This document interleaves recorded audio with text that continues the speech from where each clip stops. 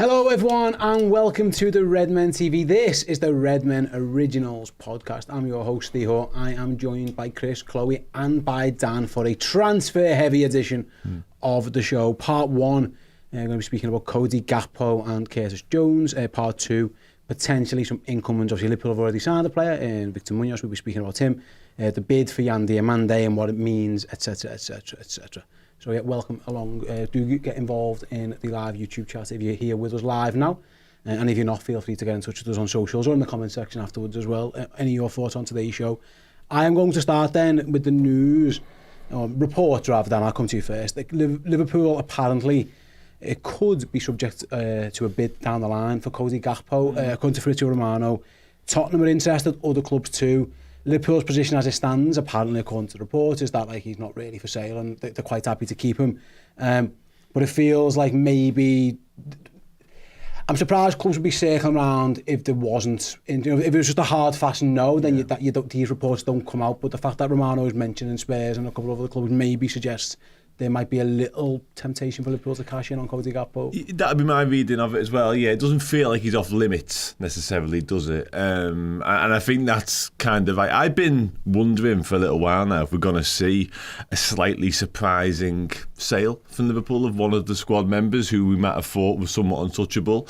And I'm kind of coming to the conclusion that it might be Cody Gakpo. And whether it comes to pass or not, we'll wait and see. But yeah, I think these sorts of things, these sort of murmurings don't tend to happen without the interest from the clubs in question, and also potential of Liverpool allowing this to be happening as well. So it's an interesting one. Obviously he was brilliant at the weekend for the Netherlands, that's worth a mention before we go any further. Obviously had a disappointing season and he'll know that as well by his own standards. It was disappointing last year and obviously a lot of the other players did too in the squad, so he wasn't alone in that. But yeah, it's interesting. Bayern Munich have previously been linked as well, so there's definitely potential suitors for him, and Liverpool would command a decent fee still because he's in a very healthy contract situation. I think it was last year he signed a renewal, so there's no questions there. There's no sort of urgency from Liverpool's side. And the other thing is as well, we're quite well stocked all of a sudden on potential left wingers. Like something might have to give. The Bradley Barcola thing keeps murmuring away as well. Obviously Yan Diomande's in the picture. So yeah, I wouldn't be shocked if this one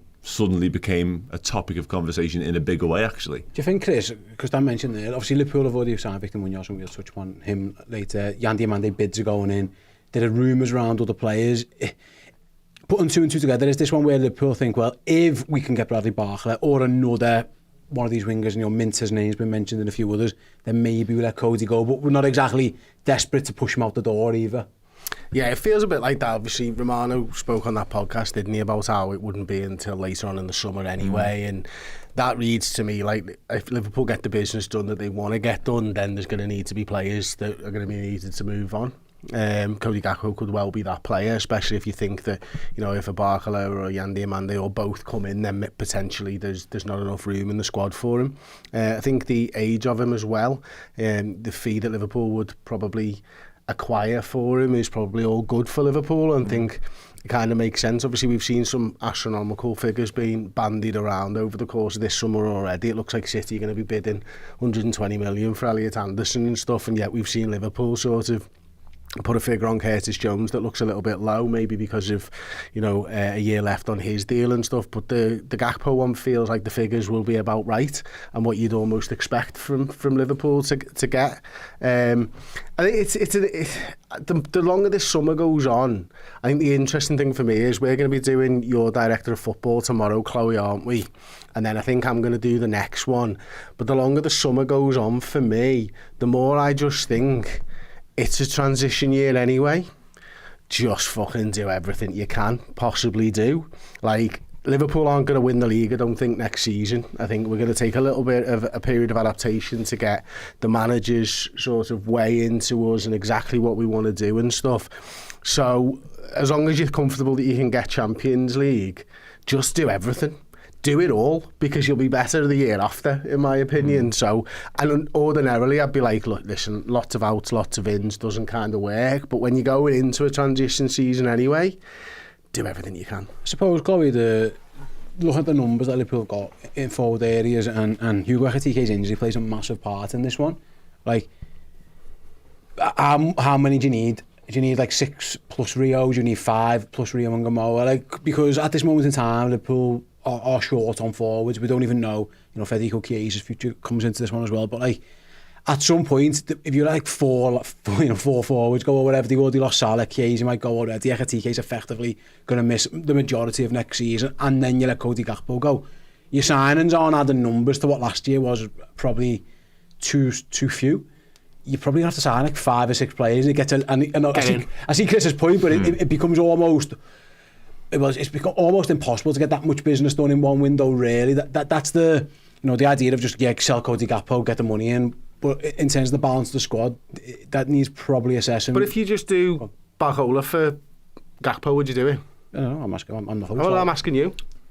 I think that's where it falls down on. That's what Liverpool clearly have a real strong desire to do, Barcola, and therefore that's where I think Gakpo would then be allowed to leave. Yes. If that's the best way to put it. Yeah, maybe. Yeah, I think you're right. But then you're going into next season with Munoz, with Barcola. Could we get Florian Wirtz as well as played out over there? Wirtz. I mean, yeah, we're not short. And when I just think if you just said to Liverpool, we'll get you Barcola, Gakpo has to move, Liverpool will go, yes, I'll okay. And actually, financially, if you give or take similar, I can't imagine we'd allow Gakpo to leave for less than 60 million, I would imagine, given the contract duration as well, given what he's done, given his profile. Yeah. What do you think, Chloe? I think there's a price there for Liverpool, and I think once it's that price, Cody Gakpo will leave Liverpool. But if it is hit and reached, obviously Spurs are the ones that are linked with them most recently, and I think with it being not, I want to say a Premier League rival, they've finished in the relegation battle the past 2 seasons, but they are a big club in London, and they've got a brand new stadium, all those things. They're definitely a club in London. Yeah. A big stadium then, maybe not a big club. But name's quite long. Yeah. It is long, yeah. But I do think that, if Spurs were willing to put 70 million down on the table, I think Liverpool would bite your hand off at it. I just think they probably... I'm not saying Gakpo's a bad player, and I think he was maybe heavily criticised last season.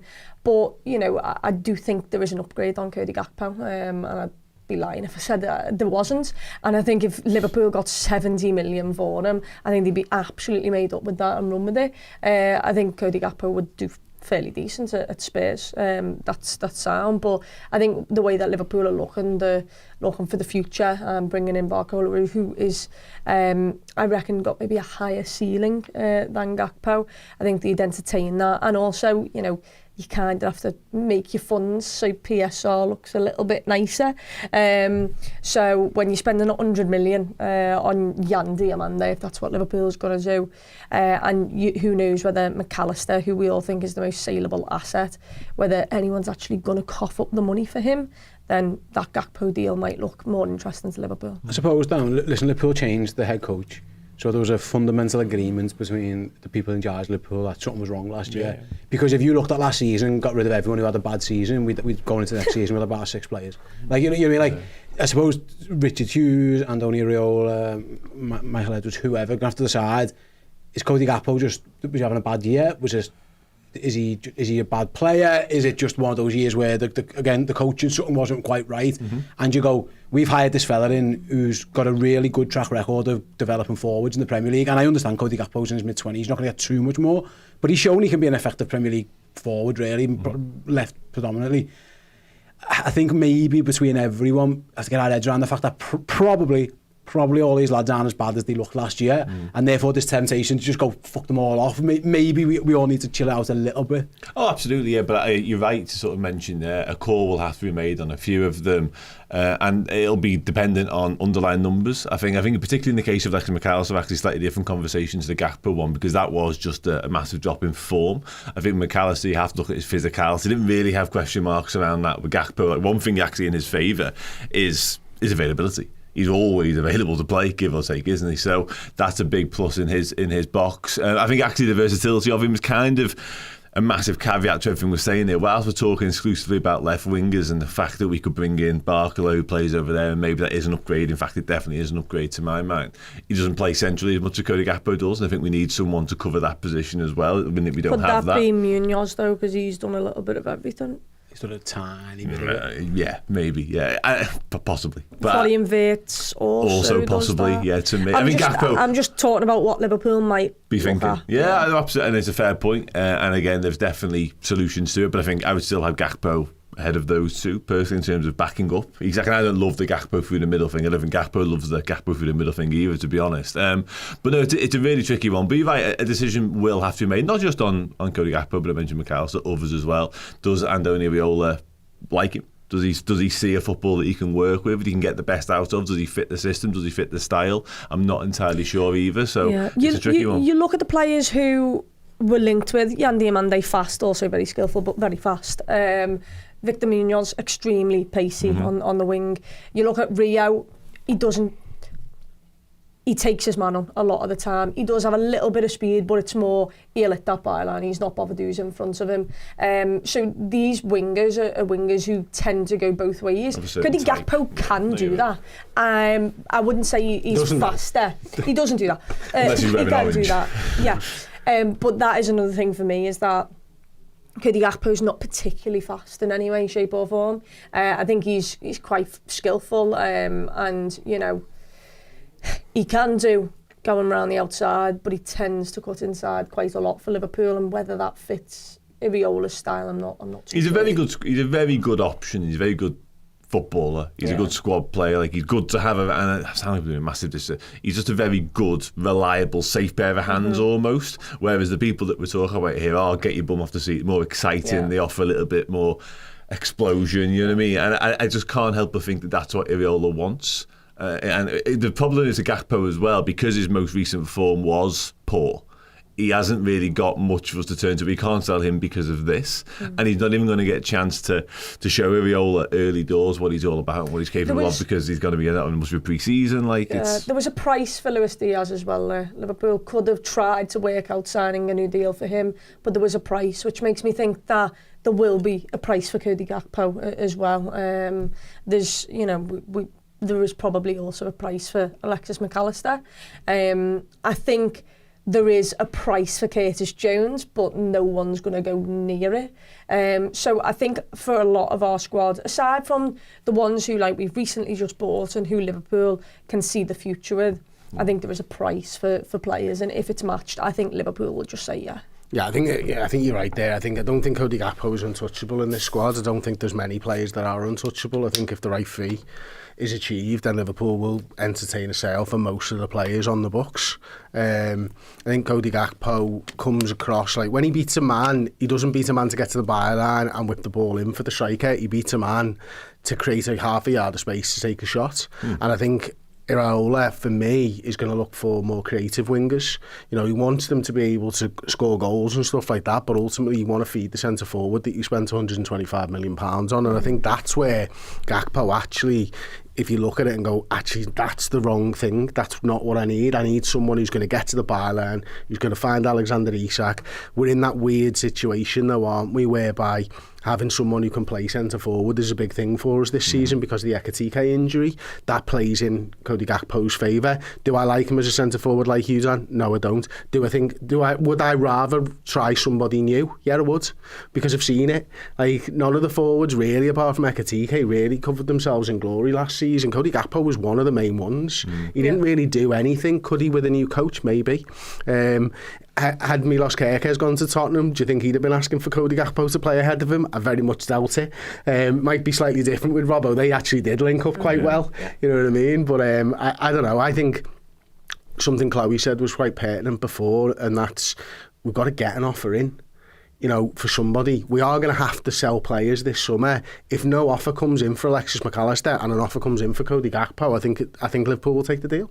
Yeah, I suppose, stick with you on that one, Chris, because I know you've done a lot of work on Iraola and his tactics and what he asks of his players, and I think most people around here, well, I think every Liverpool supporter would agree, like, Liverpool had a major issue last year in terms of the wing play, and that needs an upgrade, and obviously Liverpool agree, because they've signed one, and they bid they bid like £80 million potentially for the other one, so they're in the same agreement.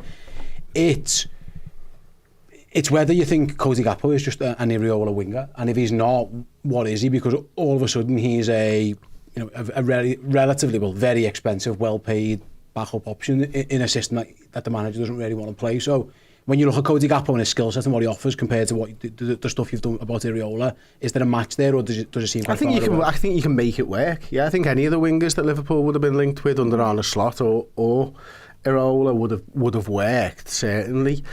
Do you want to build your team around Cody Gakpo for the next 3 years, is the question I'd be framing to the manager. I think the manager would probably say, probably not, actually. You know, because there are players who are like the profile of slightly more. But if I was to muddle through for a year or two, yeah, no problem, we can do that. We'll coach him, we'll get him better, we'll get him into the system. But is he my ideal winger? No. What I would say on that is, though, it might be, back to your point, he's still a really good player.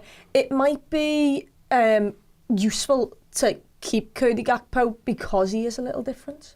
So he might not 100% fit the style, but when we need to change a little bit, you know, if Yan Diomande, Victor Munoz, Rio Angamoa, they're always going to hit the byline, they're very pacey, it might actually come in handy having someone who isn't that, just to like kind of change the tactics out a little bit. Or I'm not going to say surprise, because Cody Gakpo is not surprising anybody cutting inside, but like I just think maybe there is a kind of a little value in having someone who is a little bit different to the rest of the forwards that you can ask to do something different in games. I think you're forgiven last season, really, because you kind of a lot of people had down seasons last year, and I think we should allow that to have just been the case and always leave it in the past now.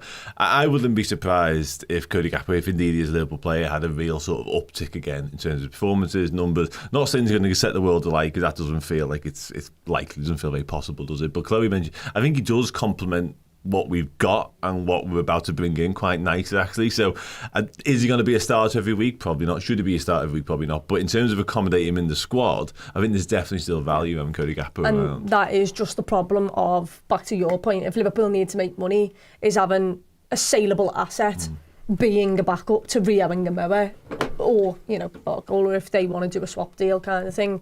Is that feasible for Liverpool to have a bench player who they could get 60 to 70 million for?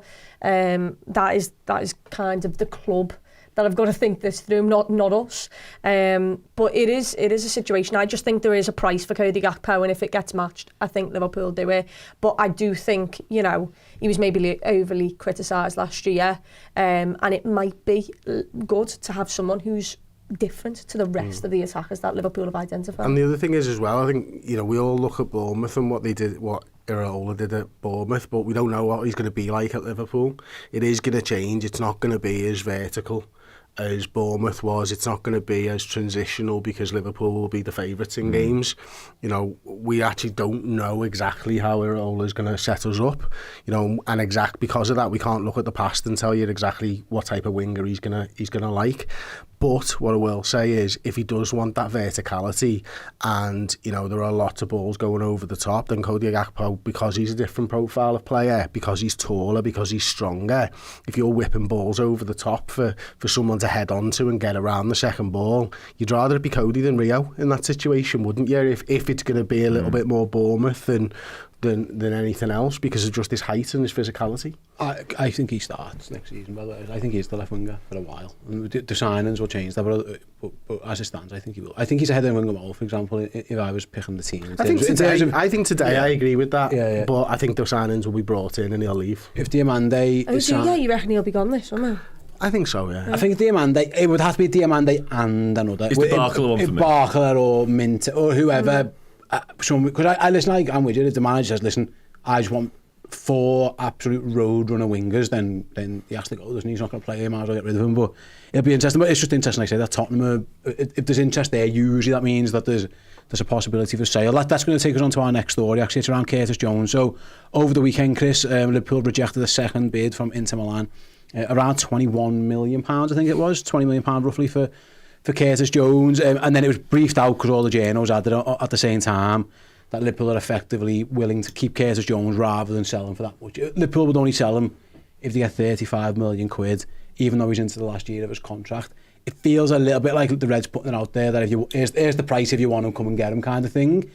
But it could be that Liverpool go another year, keep him, and then lose another player on a free transfer. It appears they're more than happy to do that, given the fact that the bids at this moment in time for Curtis are quite low. Yeah, well, quite low, yeah, absolutely. I mean, I think Liverpool are basically saying to anybody in the Premier League, you can get Curtis Jones for 35 million quid and that's a steal. Because of the English tax and everything else. The problem is that English tax doesn't really work when it's only one club bidding from Italy, because the Italians will be like, well, why are we paying English tax here? You know what I mean? There's absolutely no need for us to do that. You know, we're skint anyway. Our league's been in the dirt for nearly 30 years in terms of money, so we're not going to spend that much. And fair play, I understand why Inter Milan are acting like that, but I also understand why Liverpool are sort of setting up the way that they are, because it's far too cheap for the experience and the quality of player that Curtis Jones is. And again, I go back to what the manager, the head coach will want, and someone like him, he might not be ideal for every one of the midfield positions, but I think he's one of the most coachable players in the squad that we've got, Curtis Jones, and he can do a job wherever. And I think that is important when you're going into next season. That we talked about the versatility with Cody Gakpo, but the versatility of Curtis Jones, being able to cover it right back while we still don't have another one through the door, cover all the midfield spots as well, can probably still cover left wing if you really wanted to, although you probably wouldn't want to do it nowadays. So for me, I don't like Liverpool losing players on a free at the end of their contract, but if Andoni Iraola turns around and goes, I think he's going to be a part of my squad, and I think we can probably get another contract in place over the course of next season if he gets 45 games or whatever, then I can understand it. And I think that's probably Liverpool's long-term view on it, is that we don't want to take less than the market value. Even with a year left, I think 30 million is probably about right. 20 is far too low when you consider what did Real Madrid pay us for Trent Alexander-Arnold for how many weeks? 10 in the end, doesn't it? 10 for a couple of weeks, you know what I mean? I don't see that the 20 is anywhere near enough for Curtis Jones. What's interesting, Chloe, is according to reports, I think I saw Dom King had it, Paul Joyce had something, Becky Liverpool just told Inter Milan, like, no, so that's it, talks are done. Come back with a serious offer. It feels like they're half insinuating that Inter Milan are taking the piss here a little bit, and to be fair, they probably are. You know, there was a talk in January, they wanted them on loan, which was bananas when Liverpool had no players left, and then all of a sudden they come in with a relatively low bid. It does feel like Liverpool are, to be fair to them, they're setting their market down, they're laying the market down. Listen, if you want him, he's available. Anyone can have him, 35 million quid, but we are not being pissed about here, kind of thing. We're not going to settle down for anything less. There's the money. We think it's a very fair valuation, which it probably is in today's market. Come and meet it, or actually this back and forth at this point is just not going to happen. We're not entertaining it. Yeah, and to be perfectly honest, I think 35 million is cheap as hell. When it's you only see it's just the contract. It's the contract. Yeah, I get that. But when you're looking at a fella who I've seen play twice at a World Cup, being rumoured for 50 million, I've not heard of Buwadi during his Lille days. But as soon as he hits the World Cup and he plays a couple of games, he's now 50 million. You know, you're looking at Matheus Fernandes, over 100 and something million for him from West Ham. There is so many players whose prices are just absolutely outrageous right now. I don't think they're going to get 100 million, but that was what they first rumoured to be. There's just a real hike in prices on players, and I get that, you know, he might not be as young as the likes of Buwadi or anything like that, and therefore his ceiling may be lower, but he's a lad who's had like 5-6 years of experience at the top level, winning Premier League titles for Liverpool. He's English, which obviously adds a bit of tax. He's a decent footballer. He plays everywhere, and also, you know, there's been so many times where he makes himself a part of the team, and then an injury happens, and you're like, oh, because he's managed to get himself there. So for me, I think anything below 40 million is just far too cheap, and I wouldn't do it. And even at 40 million, I'd probably sit there and go, I don't know whether that's worth, you know, the next year just being what it is. Iraola will take a look at him. He gets to impress. He gets to see if he likes to play with that kind of system, because obviously when Slot first came, the first interview he did was, I like this style of play. Like, this style of play suits me much better than Jurgen Klopp. But then, mate, like, you all kind of forced Slot out the door and it wasn't working. So now you've got a different style. Go and attack it, go and use it. And I think go and prove yourself, because Andoni Iraola will certainly be looking at players. And with McAllister, who is the most saleable asset, the one who I think Liverpool would likely want to sell the most, you know, I think there's a space for Curtis Jones to go and try and earn a new contract. That means he gets more minutes on the pitch. But for me, 21 million is just an absolute joke. I'd tell him to walk away, as what Liverpool have done.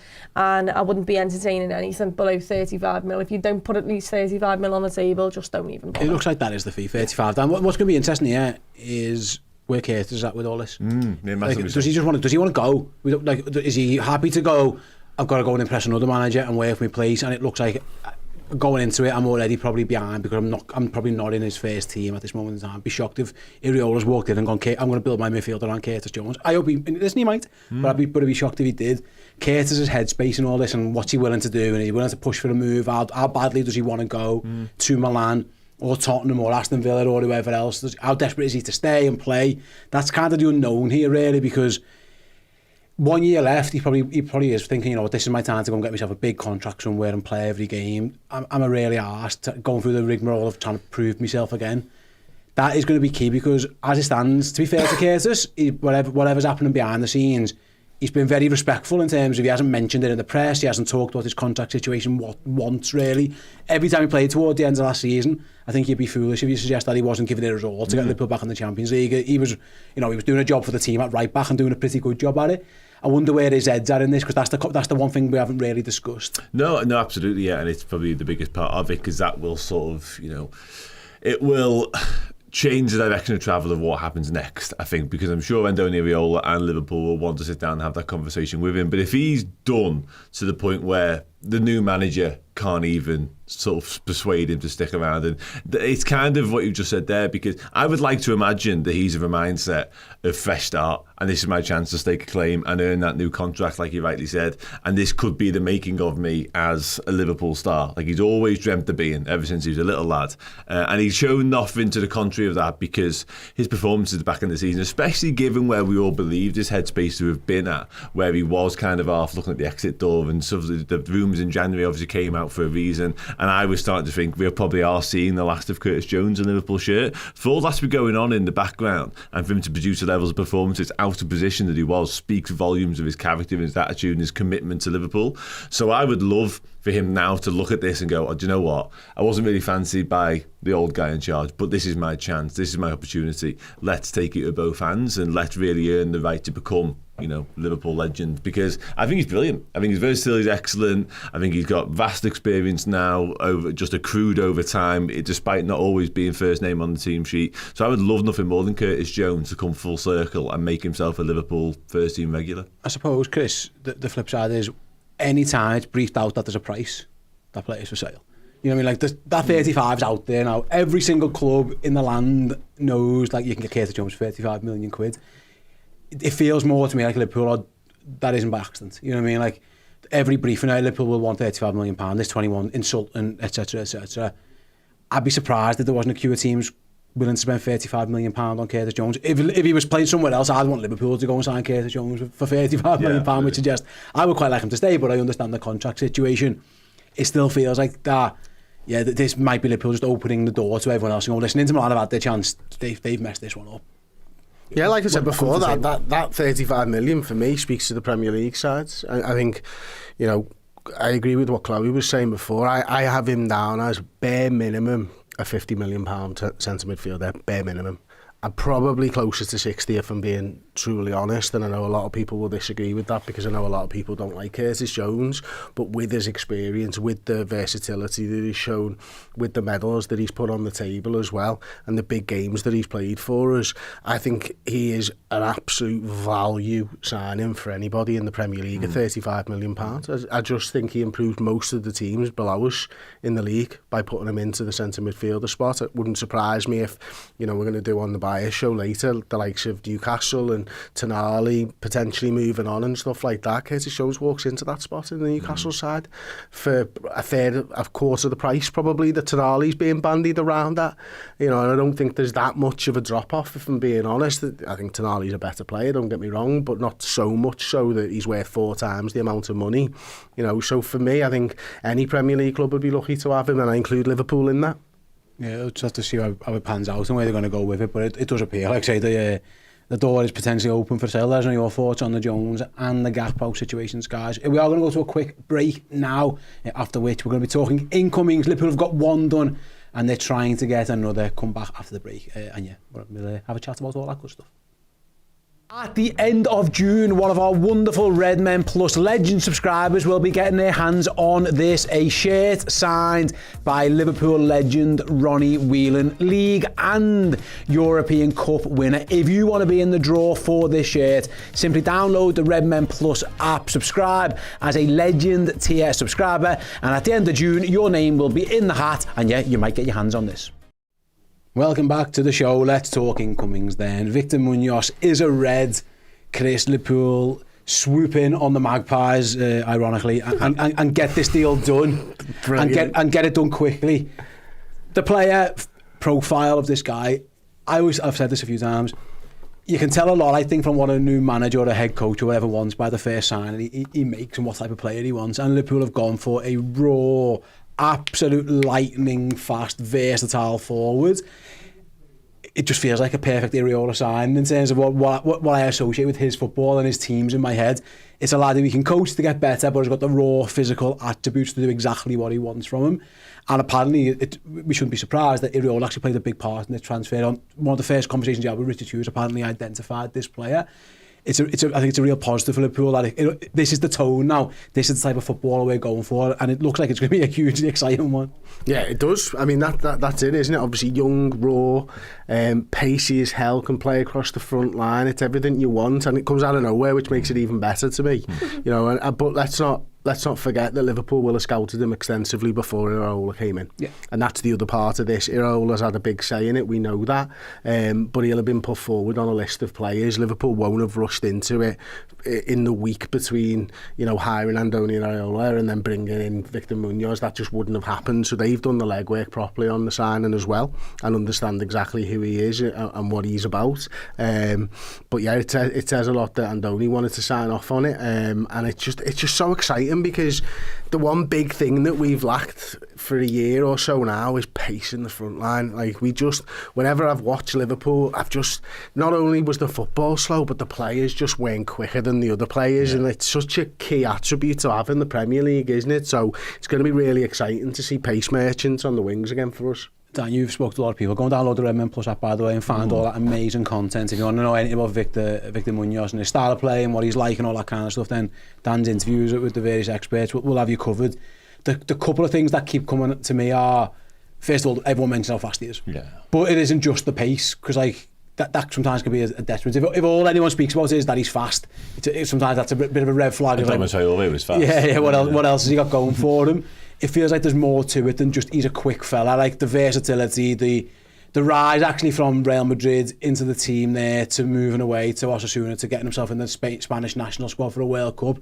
It feels like it's been a very, very meteoric rise for him as well. That probably shows something about his personality, which I know a lot of people you've spoken to have mentioned. No, absolutely, yeah. And the feeling from Spain and Osasuna in particular is that there's a little bit of surprise that Real Madrid didn't activate a buyback on him, which kind of speaks to the impression that he's had this season, because he has been exceptional. The numbers don't necessarily speak or don't necessarily jump off the page at you and say you've got to sign this lad, he is the next big thing, he is absolute hot property, but that was in a very poor, struggling Osasuna side that ends up just narrowly avoiding relegation. So maybe, he was never likely to pull up 15, 20 goals and assists. But yeah, there's a lot to like about the player. You mentioned a lot of his raw materials there. I think sort of his work rate is something that maybe we haven't spoken about enough, in terms of just how willing he was to sort of carry the burden and the weight of expectation in order to avoid relegation with Osasuna. Actually, last season he really did sort of become front and centre of them, which is quite a lot given his age, 22, and obviously only having that one full season.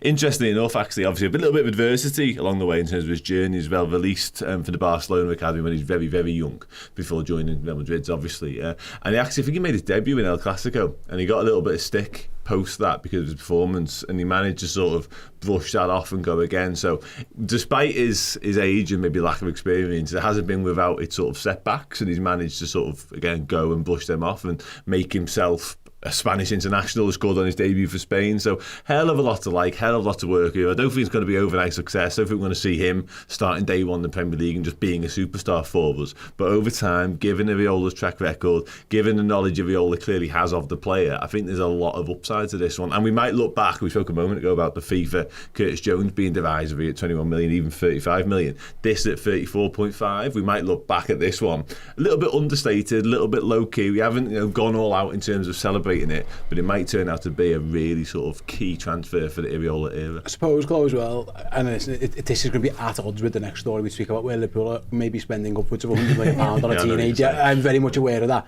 It kind of did feel like a Liverpool signing this. Kid who is clearly on the rise, and he's gone bang, bang, bang, and he's hopefully about to go even one better. And also the release clause, which meant that Liverpool effectively did all the work they needed to do behind the scenes and didn't have to worry about a price.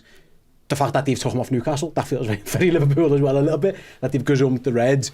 And like Chris mentioned, actually, it came relatively out of nowhere. This does hark back to like Liverpool transfers of a few years ago. Last summer maybe was the exception to the rule in those regards, but it ticks a lot of what I would suggest as like Liverpool-y boxes in terms of transfer fees, where they're trying to get the next one rather than the current superstar. Yeah, it is. I mean, how many times did, you mention Mo Salah's fee? So many people kind of disregarded him because of what had happened before, especially at Chelsea. Liverpool didn't pay a ridiculous fee on him, and look at the rise that he had. Look, if he ever wants to get near Mo Salah's boots, he's got to do some incredible things. But I think there was always a balance there for Liverpool to go out and sign the very best in your Florian Wirtz, Alexander Isak, maybe Yan Diomande, but also kind of find these little gems as well who you can make and you can develop along the way and make sure that they become world class. Liverpool was so good at that for a long period of time. Look, Andy Robertson was brought in for a very low fee and he went on to become world class, one of the best left backs in the world. So we've seen Liverpool do this, and I think there was a fine balance to it. To go and get your ready-made, the ones that go straight in your squad right now, but also the ones that you believe you can develop into being world-class footballers. To win Premier League titles, to win Champions Leagues, to go, long in all four competitions, you've got to have a really big squad. And this is what I like from Liverpool, is that we look like we're also trying for the winger for right now, but also who's the backup to that, who's the backup in case anything goes wrong at left wing, and then potentially a striker, even though he's only done a little bit there. So I think it's really smart business by Liverpool. I don't think you can really go wrong with it, because, I mean, I saw Ben Davies put a Liverpool top on, hardly ever play, and he went for like 5 million more just because he'd played for Liverpool at one point. So for me, this is really exciting. It's also exciting because I just don't know a thing about the player, really, to be honest. So I'm really excited to see, what he's about. And I don't want to like him into Trossard, because I hope he's a million times better than that fella. But Trossard is really good for Arsenal coming off the bench. He starts quite a bit because Martinelli's now crap. But he comes up with big goals. And Diogo Jota was one of them who came up with big goals, who you could just rely on all the time. Got you excited when you either saw him in the starting 11 or coming off the bench. And I really hope, maybe Victor Munoz can be that. Someone who at the start we see in drips and drabs, but he has big moments, gets big goals, like Diogo Jota did at the start of his kind of career at Liverpool, and then he establishes himself. Actually, no, I'm going to be one of the very best here, and then steps into a first team role at Liverpool. I suppose, Chris, as well, we spoke a while about, when you're building a squad, it's really hard to buy squad players. Because ideally what you want to do, you want to buy players who get into your team, and then the people who are in the team get down to the bench. That's really tough for Liverpool, especially when some of the lads who were in the 11 have left. Like, there's no one to replace. Salah's gone. Like, he's not. You don't put Mo Salah on the bench. I mean, someone tried that and he doesn't work here no more. But like, it's important. There's no one there. Actually, activating the release clause of a 22-year-old kid from Osasuna, he's probably delighted at first to get a chance to. I'll get me on Liverpool's bench. I'll be made up. That's Whereas someone, for example, like Curtis Jones, who's a little bit older, the last thing he wants to be is on Liverpool's bench. He wants to play now. It feels like these release clauses of a younger lad kind of helps you. Like you say, we're probably in the market for getting better in terms of in the 11, but you're looking behind the 11, and with all due respect, like to Federico Chiesa or a really young kid Liverpool might have a better option on that bench now, Victor Munoz, potentially. Absolutely, yeah. I think all the points that everyone's made have been spot on. I think, you know, the transfer fee, finding him before he, you know, goes up to 70, 80, 90 million, it's all important, isn't it? You know, the work behind the scenes, as you mentioned, Steve, about getting and finding out the details of the release clause. The thing that I like him about more than anything is he's a dribbly little fuck. Like, he's averaging 5.97 take-ons a game. Like, that's a lot, mate. That is a huge amount. He is going up and he's putting stress on the opposition. It's a bit Rio-y, that, doesn't it? It's a lot, mate. That's I think. Do you have a clue what Rio would be about? No, but I'd be enough minutes shocked if it was that high. I'd be shocked if it was that high, because that I've just based that on he did 203 take-ons in 34 games, but that's not based on per 90 minutes or anything, like, you know what I mean? So that's 5.97 from the 34 games, yeah. So it'll likely be over 6 when you get into the per 90 stuff. You might be able to find that information still on FB Ref. I'm not sure, Steve, for Rio and Gamoa, but it's high. It's very, very high, and that's what Liverpool are looking for, isn't it? They're looking for players who can take on players. I think he's winning those at, I think, 37% of the time. You'd want him to improve that up to closer to 50. But when you are having so much sort of impact for his team, and you are the sort of main guy and you're trying it so many times, you do sort of expect to see that drop down a little bit. Mob say Rio's around 3.8 dribbles per 90 completed, so he's and Rio's a very dribbly player. 50% up. Yeah, so it's much higher than that one. Doesn't shy away from the work either. I think no. We've mentioned it. Obviously, we talk about sort of the attacking numbers here, which are really, really impressive, and you know, there's a lot to like in that department. But also, he's played for a side that has been on the back foot a lot, and he will put a shift in terms of that. I think the Jota comparison is accurate in terms of everything he tries to be as a footballer. So yeah, I'm really excited by it and just can't wait to see him. We did some stuff on X-Transfers with Miz the other day, where he produced a load of data sheets for us around where his progressive runs are and stuff as well, and it's so different to Cody Gakpo. Like, when you look at Cody Gakpo's runs, he actually doesn't do that many, because, you know, his progressive runs don't tend to be into the penalty area. He picks the ball up on the edge normally, so you have to go over 10 yards, so they don't tend to make the penalty area. But Munoz takes the ball from deep to the byline, and I think that's when you're thinking about the profile of player that Irola's looking for, is that, you know, you are looking for somebody who, even though he's a right footer when he plays on the left hand side, he's still going to the byline and looking to cut the ball back across. That's an unusual trait in a sort of left winger who's right footed, and it's exactly the same. What it was so interesting actually from that graphic, as we saw it from when he played on the right and the left, is they both end up in the same spot, which tells me he's a crosser.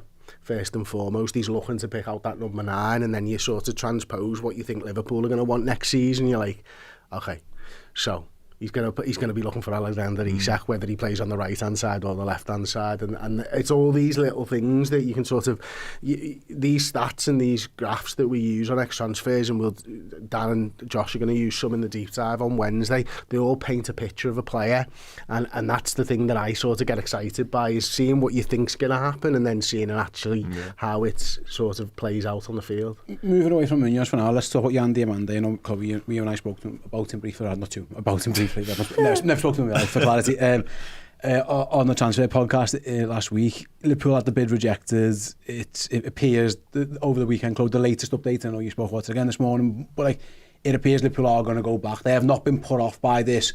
We want more, £84 million roughly bid rejected, and they want it to be closer to £100 million. It appears like Liverpool aren't put off by that, and that the next bid might be somewhere closer in that range, which really gives Leipzig a decision. At this moment in time, they're steadfast in there, they don't want to sell him. It gets a lot different when there's £100 million on the table, but Liverpool must think this lad's the business, because it appears that getting knocked back by 80 odd million quid hasn't put them off at all. They're going to go back in again. Yeah, it seems like he is their number one priority target, and therefore Liverpool are going to pursue that. They know that the competition is the likes of PSG, so they're going to want it done as quick as possible so that PSG can't really react.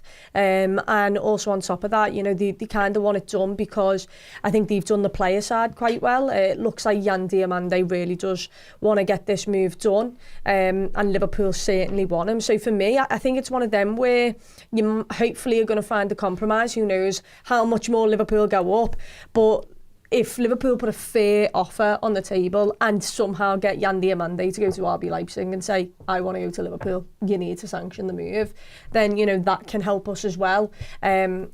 I think it's absolutely ludicrous that a 19-year-old footballer is going for 100 million, but that is today's modern transfer fee at the current moment, isn't it? So it's one of them. I'm excited for it. I do think he's a good player. I'd like to see more end product, but once again, he's 19. You're paying for the ceiling. You're paying for the next 10 years as well. So if you've got a stat telling me that he dribbles more than Victor Munoz does, okay, he doesn't. Okay, cool. You were smiling away, so I was like, oh, has he got a stat to blow me up? No, do you know what I was genuinely thinking back to? The conversation from a few weeks ago about what's the fee for Rio and Gabauer. Yeah, it's when Yan incredible, Diomande's put how many goals and assists in, and he's at 100. Yeah. But we were having the conversation, everyone was going, no, we're not even 150. I'm like, Can it's 3.6 apparently. Okay. According to Google AI, which could be horrendous. 50 million tops out. If I pull apart the bid. No, but he probably is. I'm going to frame it. He probably isn't that high evaluation worth for a footballer, but to Leipzig he is. Yeah. Every year. Yeah. They've just got Champions League football. They don't want to sell him. Yeah, so why would point. they allow him to what his fair market value is? Fair market value might be 75, 80 million, but they're not in that position. They're in a position of wanting to keep the lad around. And by all accounts, Diomande, whilst he might be open to the possibility of moving to us, which is great, he's not desperate. He's not kicking up a fuss. He actually quite appreciates the opportunities he's been given at Leipzig from Leganes. So that's just where we're at. And if Liverpool are desperate to make it happen, they see him as the real deal. They see him as the answer to the winger solution, that the problem that we have. So yeah, we haven't got a divine right just to walk in and go, we want him off you, do you mind? Like, they're gonna if Newcastle want to come to the table, then it pretty much will work Nail like on, that. yeah, Someone might nail just on, want to yeah. go and give Newcastle a little nudge to try and get the Yan 11 on the back of the Diomande. shirt, day one. Like, Yeah. I suppose one thing here, Chris, there was like the alternatives aren't amazing. We're not flying around Europe or the world football thinking there's tons of right wingers you can go and get. I mean, the list that came out of the weekend, again, probably briefed by someone. I think the next on the list was Minter from Brighton, and there's a couple of young kids. Fernandez, Pardo, and El Mala. Say El Mala, yeah. Just young kids, again, pretty inexperienced. It feels like Torre's on that list as well. I don't think it was on Ben Jacobs, but he will be on that list. Yeah, or Fabrizio Romano. Sorry, David Ornstein's list had the names we mentioned before. Like, that also pushes the price up, the scarcity of other options. Liverpool are absolutely within their rights to walk away from Yan Diomande. I don't think they will, though. No, I'm with you, but what I'm saying is, if they want to, they could, and go, right, who's next on the list. Liverpool have done that before. Yeah, but RB Leipzig also know that that's my point. The scarcity's there. And that's why they can afford, that's why everyone's wondering about the price and why it's so high. Leipzig in a pretty strong position. He's under contract. He hasn't yet kicked off, although reports over the weekend suggest he actually would like to move. And there aren't tons of other options. Liverpool are going to have to, stump up the cash here. They're not going to get a bargain. They're going to have to pay pretty close to that Leipzig fee. That's it. Well, yeah, absolutely. But I also, let's not forget that I think me and you were having a conversation about this the other night, weren't we, Dan? Is that, Liverpool have leaked those names for a reason. They've leaked those names to say to RB Leipzig, we're ready to move on as well if we can't get our man for the price that we want. So it's a bit of a sort of face-off at the moment, who's going to blink first type of thing between Liverpool and RB Leipzig. But I think, being honest, I think RB Leipzig are in the controlling situation there, aren't they? They'll look at those names on that list and go ahead then. I'd rather keep the player. We really like the player. We don't want him to move on. We think he'll be worth 125, 130 next season. You think exactly the same. So come back to the table with what we're asking here. You know what I mean? Like, Said El Mala, with the greatest of respect, I think he'll be a great footballer, isn't in the same boat for RB Leipzig. They'll be looking at that going, go ahead lad, sounds, whatever, we'll keep him. What I will say is that players these days, I don't think this necessarily matters, because I do think he's Liverpool's number one priority and Liverpool will do everything to get this over the line. You just kind of have that feeling. But players are concerned that they will miss the boat, because all he has to do is have an underwhelming season next year if he's not moved on, and then there's not as many people at the table for you, or there's someone else who's emerged who is who you were last season. So I think RB Leipzig are 100% in the driving seat here. But what I would say is, if Liverpool put somewhere around 100 million on the table and Yan Diomande goes, lads, I might not get this opportunity again next season. Like, players do just worry about that. They always worry about what if this doesn't come around again. So I do think Yan Diomande now wants to move, and I think Liverpool and RB Leipzig will find a compromise somewhere that gets him to become a Liverpool player. The compromise probably is that Liverpool's paying what he wants. Like that's the compromise. The interesting report over the weekend, which is new, Chloe, since we last spoke, obviously on the transfer podcast on Friday, is actually his thoughts on the player. The reports are he fancies a move now. He wants to go. I think the wants to leave. His preference is to leave. I think Fabrizio Romano actually quoted it as the player. That's pretty much what he said. That's new, really, because I know you spoke to people from Germany in various shows recently, and it's been along the lines of he's being chill about it. Leipzig definitely don't want to sell him, but it does change things when the player when it's out there now that the player prefers to leave. That kind of does change things. It doesn't mean Leipzig have to sell. Liverpool have kept all the players in the past who wanted to leave. You know, that's completely reasonable. You've got them under contract, you can do what you want. But if Yan Diomande, this is the chance of a lifetime for him. Not only just go and play for Liverpool, fantastic.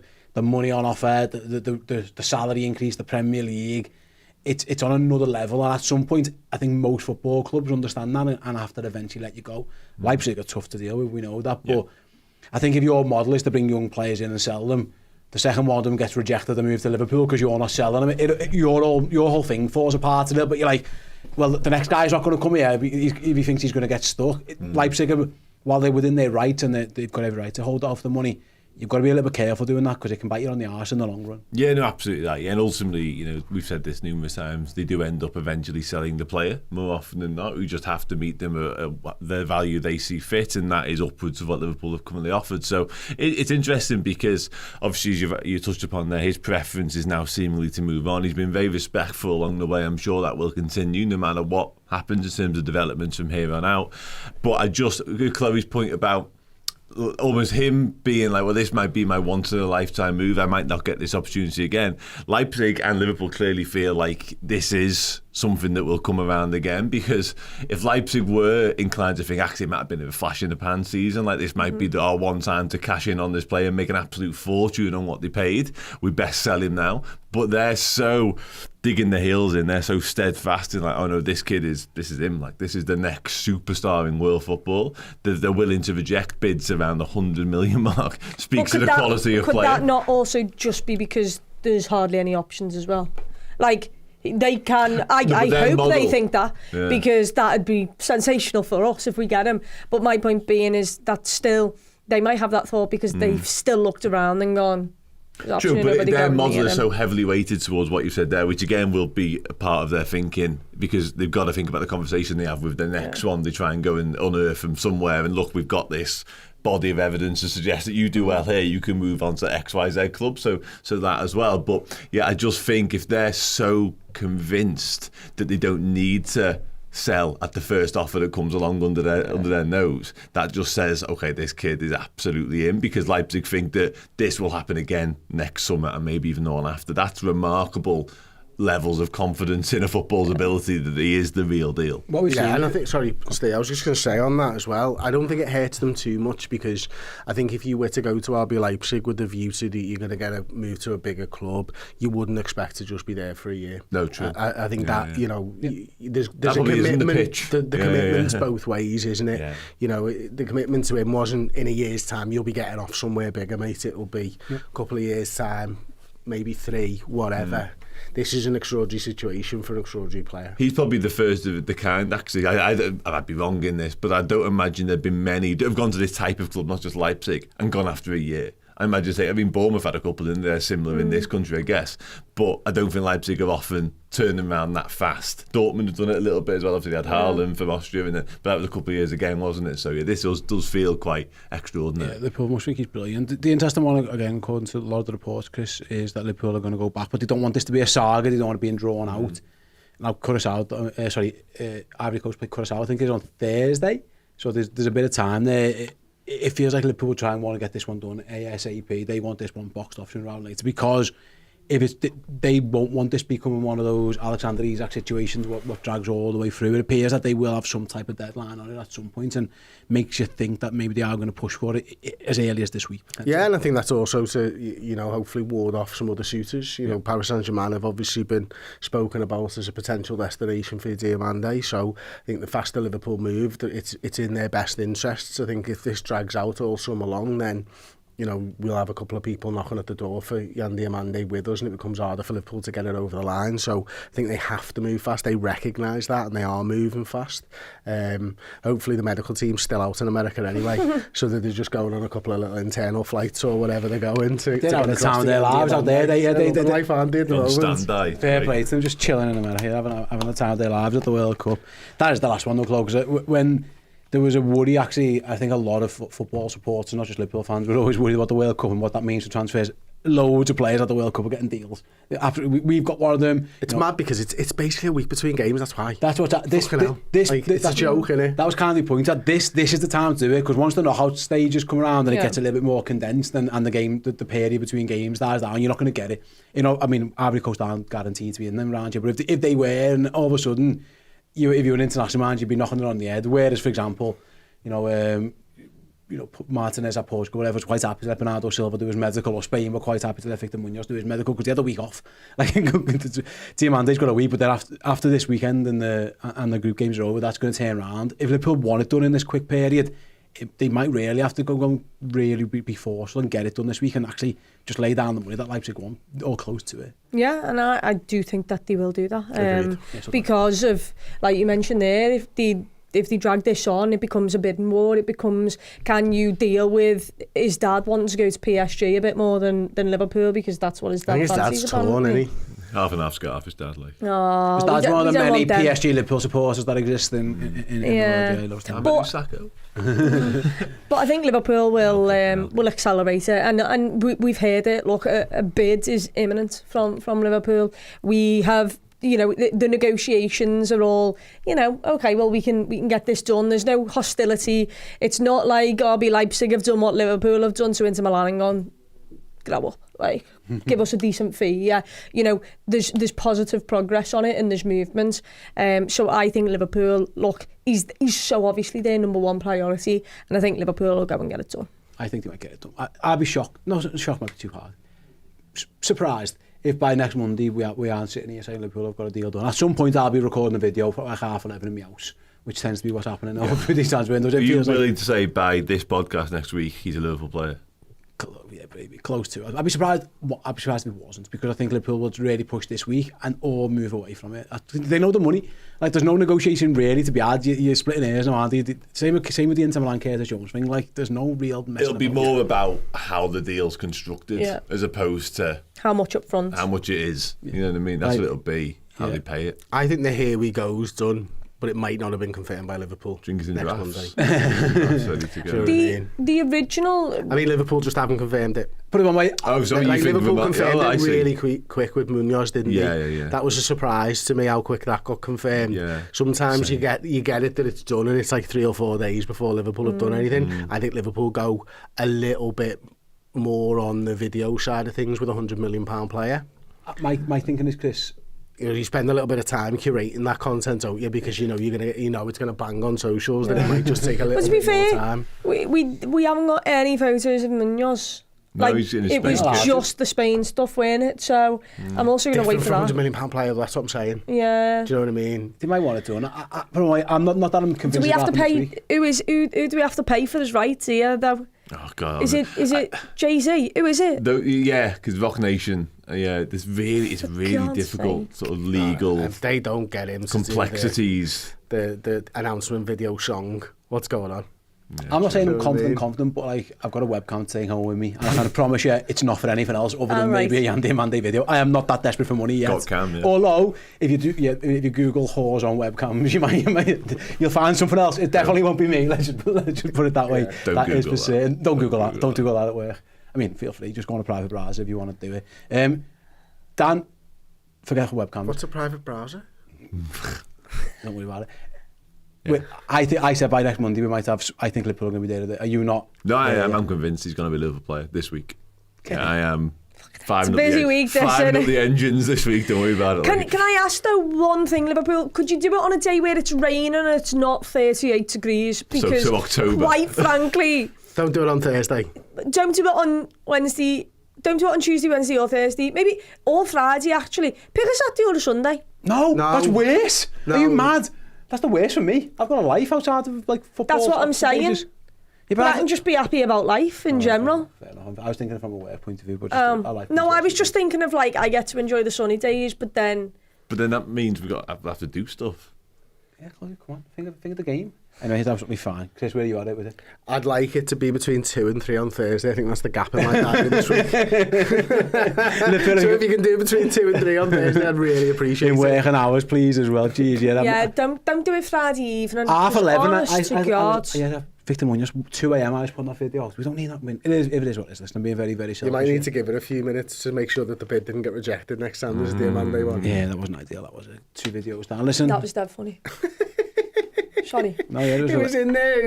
Obviously, we've got a WhatsApp group and that, and then Steve's off doing his video, and then who was it who put it in? Was it you? It's been rejected, and Steve's still doing his video, and I go, for fuck's sake, as soon as he finished this video. 10 minutes later, I went, right, my video's done. Ah, shit. Okay, back we go again. Aged like milk, as I would say. Absolutely. That will never see the light of day, that video, unfortunately. Yeah, never mind, Never mind, indeed. Guys, that was a pleasure, as always. Thanks to Chloe, thanks to Dan, thanks to Chris for joining me today. Thanks to you guys for watching or listening to the Redmen Originals podcast. Over on the app right now, we're going over to the Bias Football podcast, and again, transfer heavy, looking at some of the business that has been done by other clubs in the league and could be done as well. We're looking at Tonali, Fernandes, Bergval, etc, etc. Go and download the Redmen Plus app. Come and join us over there. If not, we'll be back with Originals next Monday. See you all soon.